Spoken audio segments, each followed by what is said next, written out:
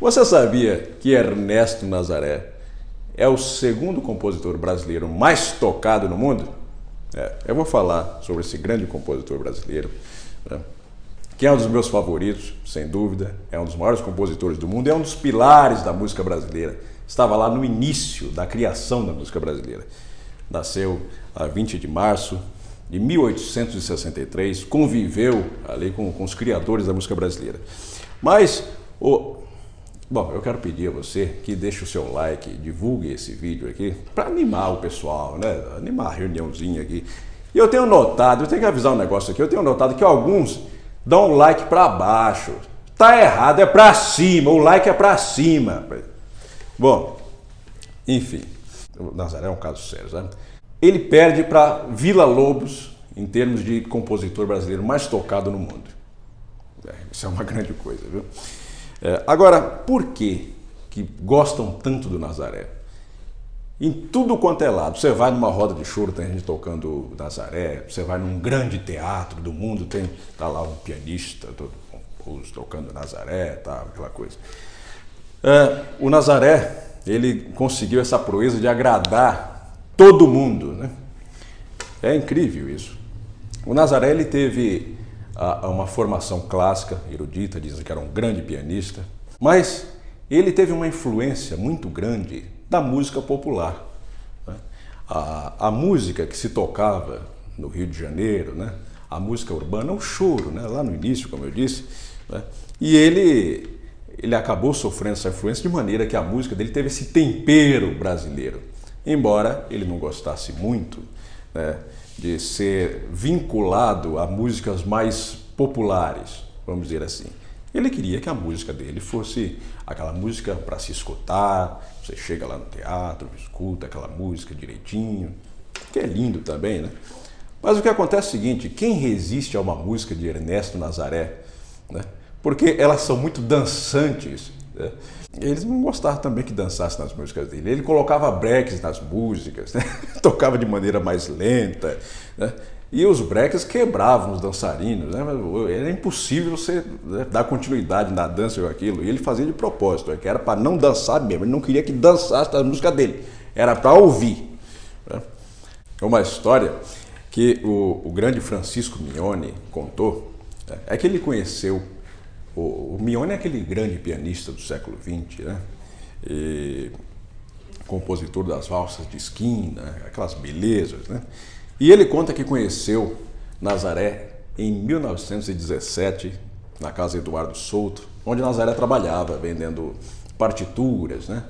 Então, bom, em 1917 era difícil você colocar um disco para tocar, tá? Havia já, né?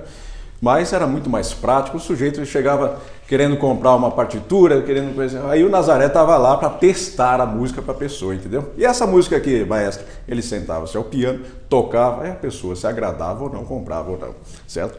Bom, aí o Mignone entrou lá na casa, estava lá o Nazaré tocando as músicas, tá? E aí ele disse pro Nazaré, olha, eu já toco músicas suas. E aí o Nazaré olhou para ele espantado e falou, o senhor já toca músicas minhas? Eu não toco, sim, eu toco brejeiro. E se me der licença, eu vou tocá-la para ver o que é que o autor acha. Aí sentou-se ao piano e tocou o brejeiro, né? Como é?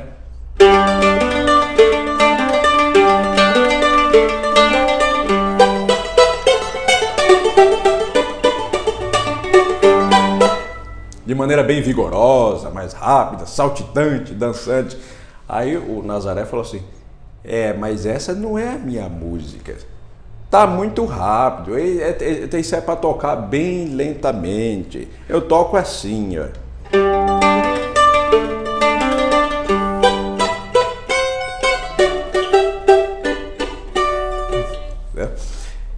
O senhor vê, o apanhei de cavaquinho que toca, aquilo é uma tragédia, não pode tocar a música dessa velocidade não, é bem lentinho, é assim, ó. E a mão esquerda arpejando como se fosse um cavaquinho acompanhando.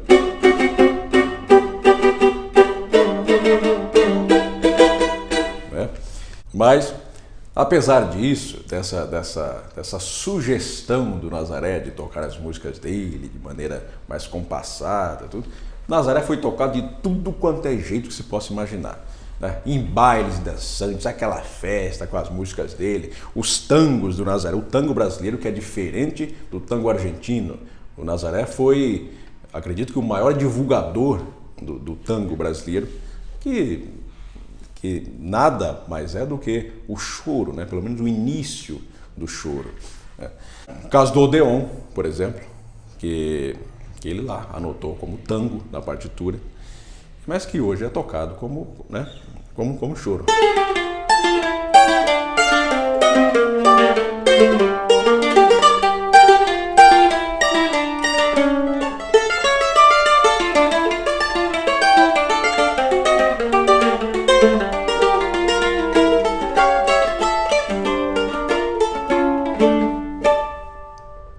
E você sabia que o Nazaré, ele compôs essa música em homenagem ao Cine Odeon, onde ele trabalhava desde 1910, né?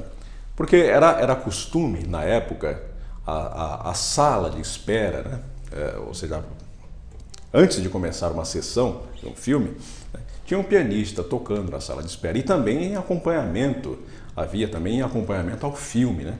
Dizem que Nazaré tinha uma sensibilidade tão grande que em alguns filmes, né, mudos, então ele tocava sem olhar para a tela, mas escutando a reação da plateia assistindo ao filme. Então, conforme isso, ele mudava o repertório, tocava de acordo com o sentimento que ele ouvia. E o Nazaré, hoje em dia, é tocado nas rodas de choro, graças a Jacó do Bandolim, né? Principalmente porque Jacó não somente gravou as músicas de Nazaré de maneira excelente, né? Gravações brilhantes. Aliás, tem um disco dos anos 1950 que chama Jacó Revive Nazaré, ou Revive Músicas de Nazaré, né? É um disco de 8 músicas, mas que ele gravou de uma maneira brilhante, com acompanhamento de 2 violões, basicamente, principalmente nas valsas, né? Ele gravou Tenebroso, gravou Turbilhão de Beijos, gravou Confidências. Aliás, essas 2 últimas são valsas maravilhosas. Eu, particularmente, sou doido pelas valsas de Nazaré. Isso me faz lembrar do meu pai também, que adorava valsas, e sobretudo as valsas de Nazaré. Eu me lembro dele falando: "Ô Danilo, toca uma valsa de Nazaré aí, bem bonito pra mim, vai!" Aí tinha que tocar, né? Aí era...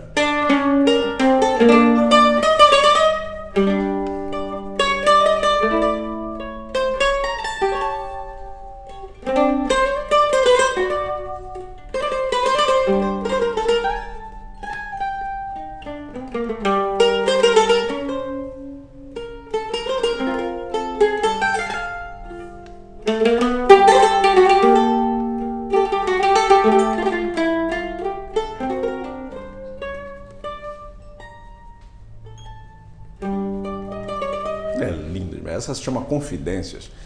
Eu gravei essa música, está no meu disco Perambulando, de 2005. Bom, o Jacó não só gravou as músicas de Nazaré, mas ele catalogou muita coisa dos compositores antigos. Ele juntava, colecionava partituras, milhares delas, dos grandes compositores brasileiros, né? Como Nazaré, Anacleto de Medeiros, Irineu de Almeida, Calado, etc. Então, se hoje em dia nas rodas de choro se toca Nazaré, esses outros grandes compositores, é graças a Jacó do Bandolim, né? E o Jacó do Bandolim, interessado na obra de Nazaré, na vida de Nazaré, ele foi pesquisar, e isso muito tempo depois da morte de Nazaré. Nazaré morreu em 1934. Em 1959, o Jacó foi fazer um levantamento, buscar a verdadeira causa da morte de Nazaré, né? Porque isso a história não havia esclarecido suficientemente, né? Havia histórias diferentes, né? E o Jacó foi pesquisar pessoalmente isso, como se fosse uma espécie de Sherlock Holmes de Jacarepaguá. Porque o que se noticiava era que Nazaré havia sido vítima de um acidente, né? Ele foi encontrado na represa da Juliano Moreira, né? E um fato curioso é que o encontraram dentro d'água, com a posição assim como se estivesse tocando piano, assim, com as mãos assim. Né? Bom, mas Nazaré, a obra dele continua viva, mais do que nunca, né?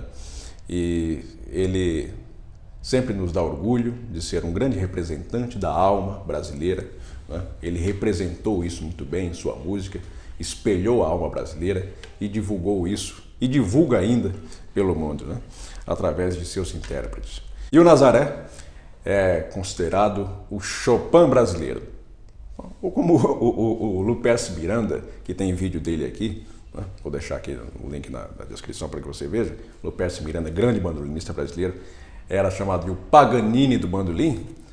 O Nazaré era o Chopin brasileiro. Para falar em Chopin, em valsas e melodias maravilhosas, doces, lindas, bom, há uma valsa do Nazaré que eu gosto muito, que se chama Faceira, né? Bom, eu também gosto de Vésper, gosto de Fidalga, gosto de Saudade, enfim, eu gosto de todas elas, né? Só mais uma coisa, o Nazaré, como eu disse, ele agrada todo mundo, desde o chorão lá no fundo de quintal, ou mesmo um chorão tocando no Teatro Municipal, no palco, ou uma grande orquestra, enfim. O Nazaré, ele foi além das fronteiras brasileiras, culturais, regionais, para se espalhar pelo mundo. Essa beleza de música, né? Faceira, de Ernesto Nazaré. Mas antes, reforço aqui para que você se inscreva, deixe o seu like e compartilhe esse vídeo, né, deste canal que é dos amantes da música feita de coração. E um grande e forte abraço.